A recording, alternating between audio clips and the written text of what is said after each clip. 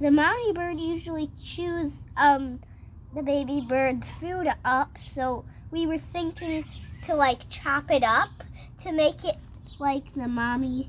Why don't you chew it up for him? Oh, Why that's not? Momo's good idea. Momo's a good idea to chew it up. I think we should. What He could happened to spit this it in his bird? mouth. Why is this bird letting you pet him?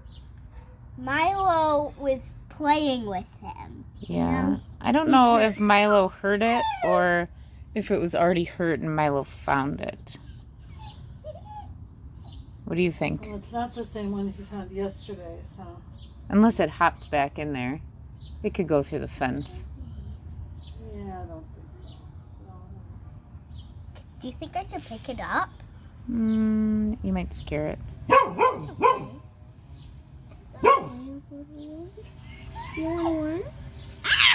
Gross. I'll pick it up anyway. Look how huge those bushes are.